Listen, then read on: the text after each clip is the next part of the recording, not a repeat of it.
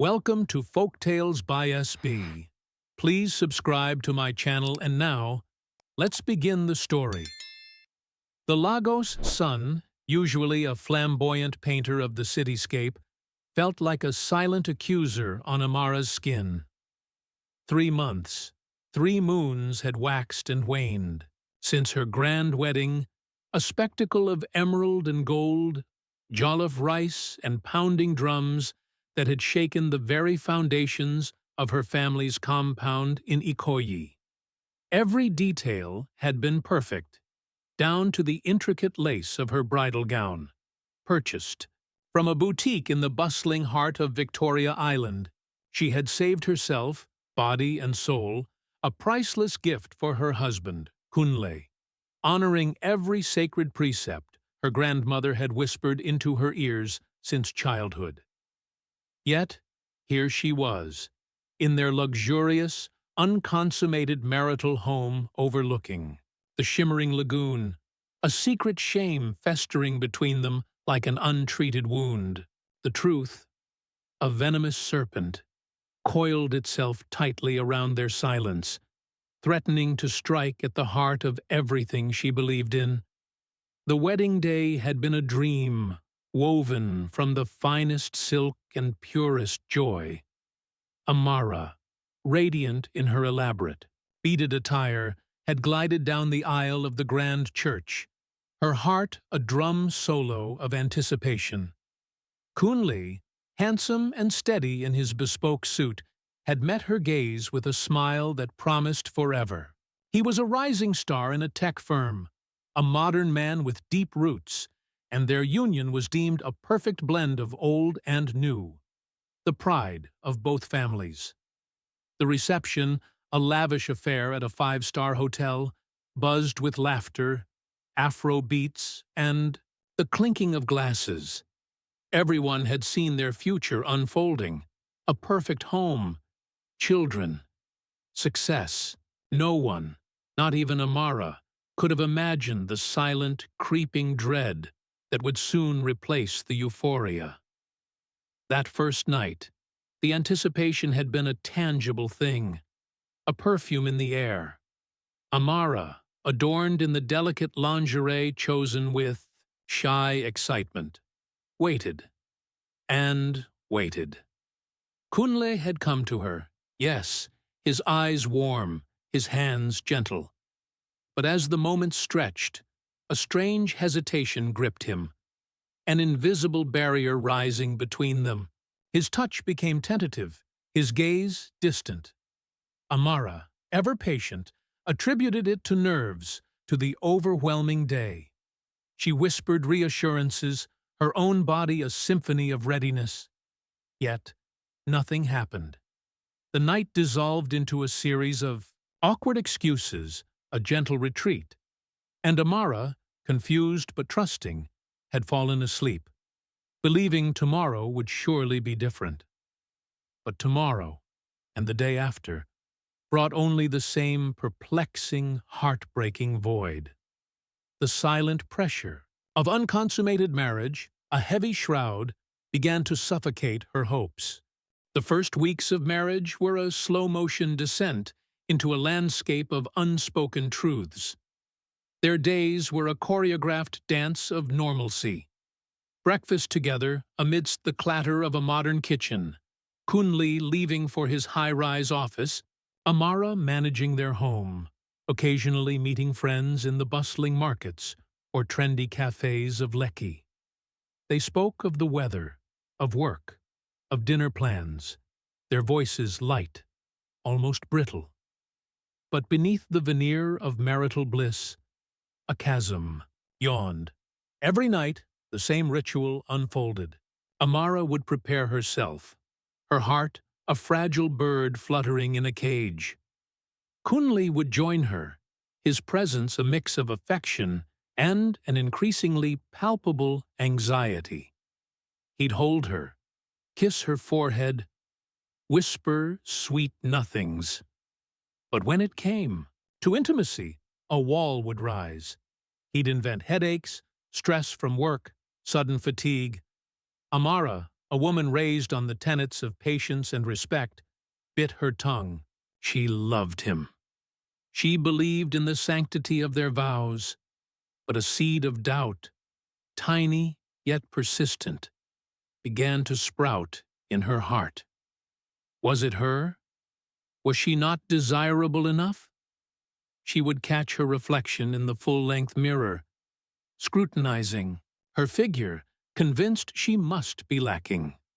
Her beautiful wedding lingerie remained unworn, folded away in a drawer, a silent testament to a promise unfulfilled. The silence in their bedroom at night was not the peaceful quiet of shared slumber, but a heavy, pulsating void, filled with Kunle's rapid breathing and Amara's quiet tears.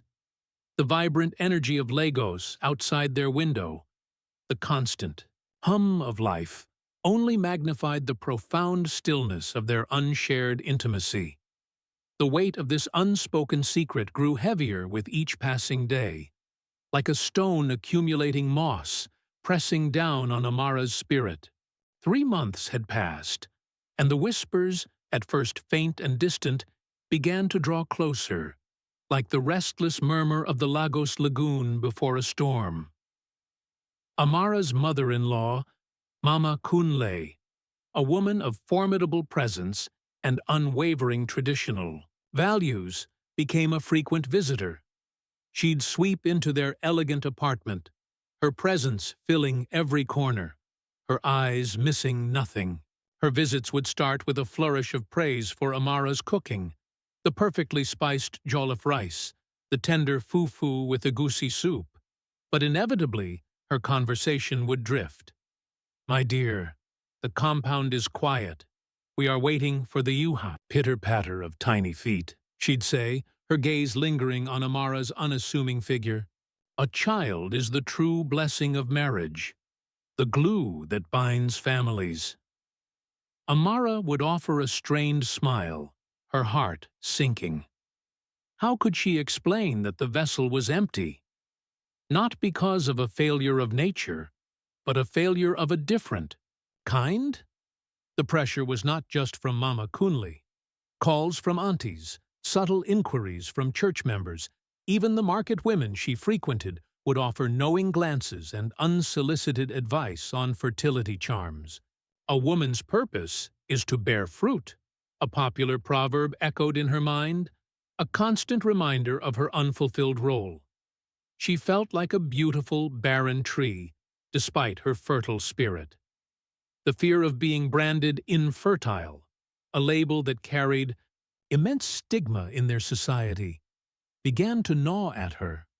She saw the longing in Kunle's mother's eyes, the unspoken expectation that weighed like a physical burden on Amara's shoulders.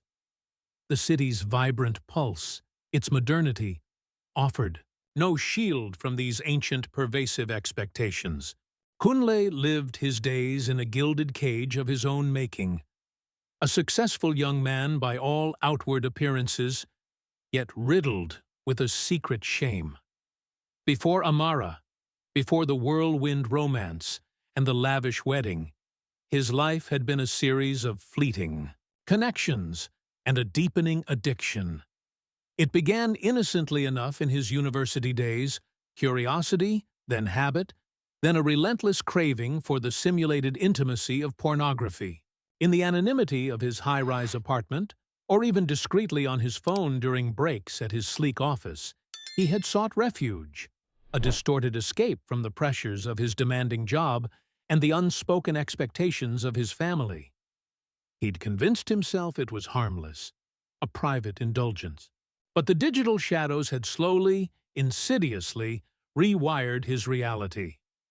The real world, real women, became increasingly less stimulating, an overwhelming contrast to the hyper-stimulated fantasy. He had married Amara because she was everything his family desired: beautiful, cultured, respectful, and fiercely traditional. He genuinely admired her, perhaps even loved her in his own way. A love overshadowed by his internal battle. He truly wanted to be a good husband, to fulfill his duties, but a deep-seated malfunction, a psychological impotence born of years of excessive consumption, rendered him helpless. Each night, as he turned away from Amara, the guilt was a bitter taste in his mouth, a suffocating weight. He saw the confusion and hurt in her eyes, and it mirrored his own despair. He was trapped, caught between the modern world's dark allure and the ancient, sacred demands of his heritage. He knew he was failing her, failing his family, failing himself. But fear, potent and paralyzing, kept his lips sealed. The vibrant tapestry of Lagos life, usually a source of joy for Amara, began to feel like a judgmental audience. When she ventured into Balogun Market, navigating its maze of fabrics and spices, the familiar boisterous calls of vendors seemed to hold a new, sharper edge. Her close friends, initially buzzing with curiosity about her new life, started asking more pointed questions. "So, darling, any news for us? When can we expect Junior?" They'd tease, their laughter light, but their eyes searching. Amara would deflect, change the subject, or offer vague smiles, but the effort was exhausting. She could feel the subtle shift in their gazes, the unspoken sympathy, or worse, suspicion. A woman's worth, in many circles, was still intrinsically linked to her ability to produce an heir, especially a male one. She began to avoid gatherings, preferring the quiet solitude of her home to the scrutinizing eyes of society. The stigma of a barren womb, or even the rumor of one, was a heavy cloak she felt constantly draped over her shoulders. She overheard snippets of conversations. "The spirit of the child must be tied by a curse," or "perhaps she has offended the ancestors." These casual remarks, rooted in deep-seated cultural beliefs, pierced her heart, fueling her shame and isolation. She wrestled with the fear that if Kunle's family discovered the truth, the blame would undoubtedly fall on her, a woman unable to fulfill her primary role. The modern city, with its towering skyscrapers and fast-paced life, couldn't erase the ancient, powerful narratives that governed the lives of its people. Every day, Amara felt the invisible threads of tradition tightening around her, threatening to unravel her peace of mind. One sweltering afternoon, a familiar car pulled into their compound. It was Amara's mother, Iya Ife, her face etched with a worry that transcended the heat. She had seen the signs, the subtle shifts in her daughter's demeanor, the way Amara's laughter no longer reached her eyes. Over a plate of steaming pepper soup, Iya Ife got straight to the point, her voice soft but resolute. "Amara, my child, your eyes carry a sadness that was not there before. The village drums do not beat this silently. Is all well in your new home?" Amara's carefully constructed facade began to crumble.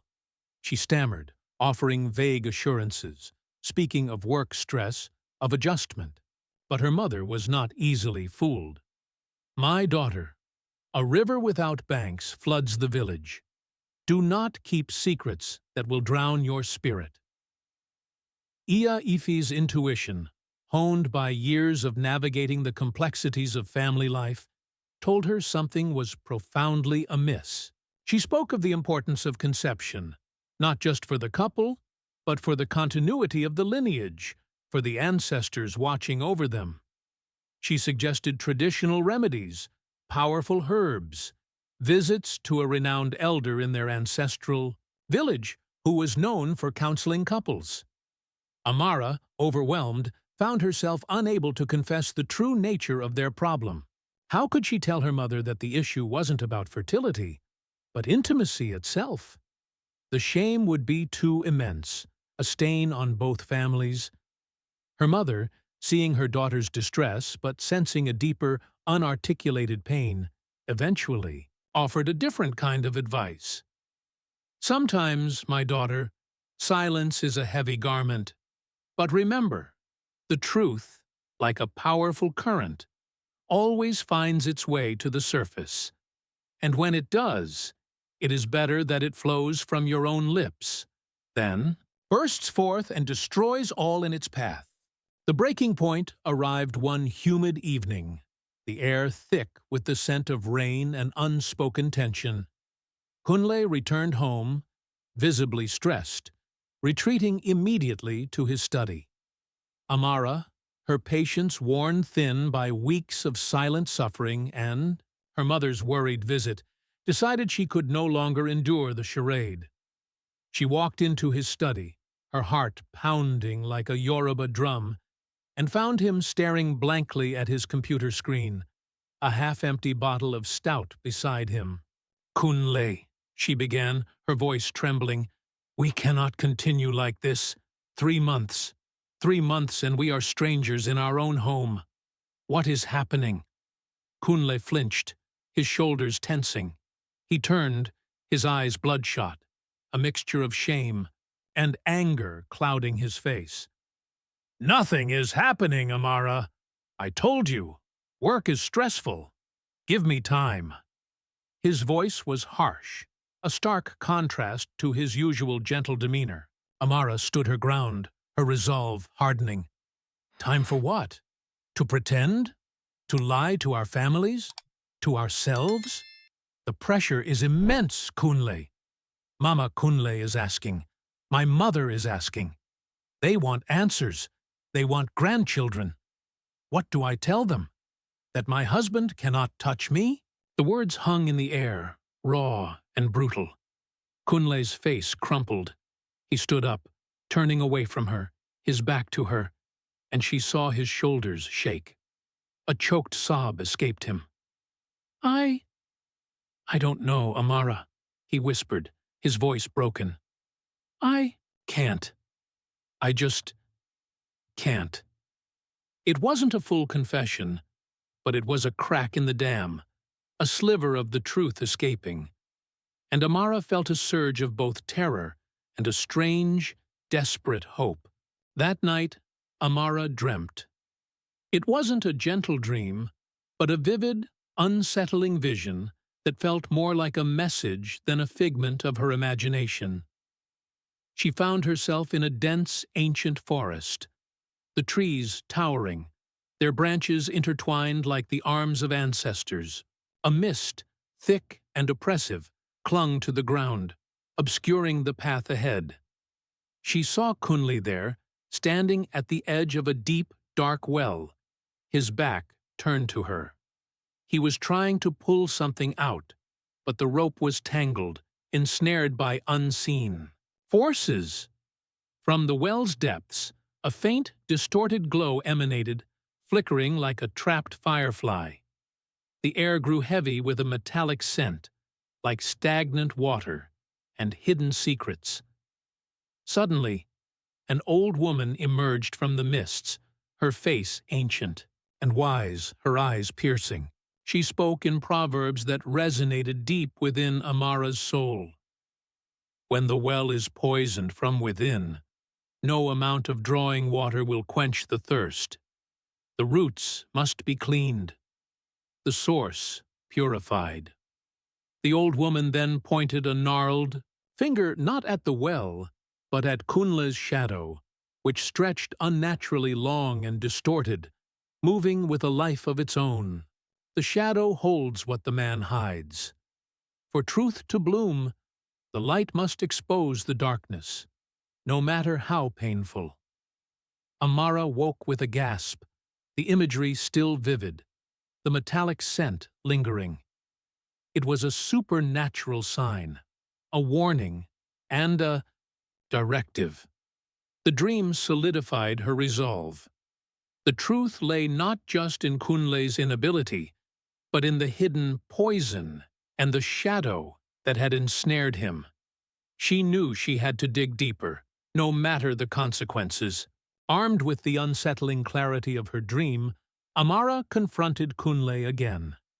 This time, Her voice was not pleading, but firm, imbued with a quiet strength she hadn't known she possessed. "Kunle," she stated, looking him directly in the eye. "The silence ends now. What is the truth? What is this shadow that consumes you?" He tried to retreat, to offer another excuse, but Amara held his gaze, unyielding. "I love you," she said, her voice softening, "but I cannot live a lie. Our families are watching, demanding answers. If we do not speak the truth, it will destroy us both and everything we have built." The words, coupled with the raw emotion in her eyes, finally broke him. Kunle collapsed onto the sofa, burying his face in his hands. The confession, when it came, was a torrent of shame, guilt, and raw agony. He spoke of his secret life, the years spent immersed in the artificial world of pornography, the insidious way it had hijacked his desires, his brain, and ultimately, his ability to connect intimately with a real woman. His voice was choked, a broken man admitting his deepest, most humiliating secret. "It's like, my mind is rewired, Amara. The real thing, it doesn't work. I tried, believe me, I tried. With you, but it's like a curse. I'm sorry. I'm so sorry." Amara listened, her heart aching with a complex mix of betrayal, sorrow, and a strange, dawning understanding. The truth, when finally unveiled, was far more devastating and insidious than any simple infidelity or fertility issue. It explained the inexplicable, but it also opened a new, terrifying chasm between them. The truth, once spoken, could not be contained. Amara, shattered but resolute, insisted that both families be informed. A family council was called, a solemn gathering under the watchful eyes of elders and aunties, a tradition reserved for matters of grave importance. The elegant living room, usually a place of modern comfort, became a court of ancient judgment. Kunle, pale and trembling, reiterated his confession, his voice barely audible. The initial reaction was a whirlwind of emotions. Mama Kunle gasped, tears streaming down her face, her carefully constructed world crumbling around her. Amara's mother, Iya Ife, looked at Kunle with a mixture of pity and outrage. Accusations flew. "This is spiritual attack," cried one auntie. "He needs deliverance." Another suggested, "Perhaps he needs a strong second wife, one who can withstand these wicked spirits and bear him an heir." The idea of a traditional spiritual cleansing was immediately put forth, along with consultations, with herbalists and imams. The weight of gender roles pressed heavily on Amara. Despite Kunle's confession, the underlying sentiment among some was that a good wife should have been able to cure him, or, better, prevent this from happening. Amara, however, found her voice. "This is not a matter of spirits or a replacement. Wife," she stated, her voice quivering but firm, "this is an illness, a modern affliction. Kunle needs help, medical and psychological help, not blame or more wives. We must face this truth, not sweep it under the mat like dirt, or it will continue to rot our family from within." The room fell silent, the clash between ancient wisdom and modern understanding echoing in the hushed space. The family council, though tumultuous, marked a turning point. Amara's courageous plea for understanding and Kunle's raw confession, though difficult, planted a seed of different interpretation. While some relatives clung to traditional explanations, the more progressive members, particularly Kunle's younger sister, Adiza, a university lecturer, supported Amara's call for professional intervention. The path to healing was not linear, nor was it easy. Kunle, stripped bare of his secrets, finally agreed to seek help. He began therapy, a process that was slow, arduous, and deeply uncomfortable. He wrestled with years of ingrained habits, the shame, and the immense pressure to perform. Amara, against the advice of some who urged her to return home, made the difficult choice to stay. Her decision was not born of blind faith, but a desperate hope for redemption, for the man she had married. Their apartment, once a silent tomb of unshared intimacy, slowly began to transform. Conversations, raw and honest, replaced the veiled silences. Amara attended some therapy sessions with Kunle, learning about the insidious nature of his addiction, understanding that it was not a personal rejection, but a complex neurological issue. There were days of despair, moments when Kunle would relapse into old habits of avoidance, or when Amara felt the crushing weight of betrayal. But they also found moments of connection, of shared vulnerability that had been impossible before. The judgment from the outside world remained, the subtle whispers about their childless marriage, the knowing glances. But within their home, a fragile new foundation was being laid, brick by painful brick, built on honesty and a nascent understanding. It was a challenging journey, but Amara, drawing on the resilience of her ancestors, clung to the belief that the greatest strength lies not in avoiding storms, but in learning to rebuild after they pass. Months turned into a year. Kunle's recovery was a testament to his determination, and Amara's unwavering, though often strained, support. He continued therapy, finding healthier coping mechanisms, and slowly, painstakingly, rebuilding his capacity for genuine intimacy. The journey was not about a quick fix, but a profound re-education of his mind and spirit. Amara, too, underwent her own transformation. She became an advocate, subtly sharing their story, without revealing intimate details, with close friends and family, chipping away at the stigma surrounding mental health and sexual dysfunction within their community. She proved that true African values were not just about adherence to custom, but about resilience, communal support, and the wisdom to embrace new understandings. Their marriage, once a hollow shell, began to fill with a deeper, more profound love, forged in the fires of adversity. They chose to focus not on the absent child, but on the presence of each other, on the healing and communication that had become the bedrock of their union. Eventually, they explored adoption, embracing the idea of bringing a child into their loving home regardless of bloodline, embodying the true spirit of "it takes a village." Mama Kunle, seeing the profound change in her son and the unwavering strength of her daughter-in-law, slowly came to terms with their modern path. The shame gradually lifted, replaced by a quiet respect. The truth they hid had almost destroyed them, but by bringing it into the light, they found not ruin, but a deeper, more authentic connection. Their story became a testament that tradition and modernity could coexist, not in friction, but in a harmony born of honesty, wisdom, and an enduring, redemptive love that defined a truly rich African life. If you enjoyed the story, then like, subscribe, and share this story with your loved ones.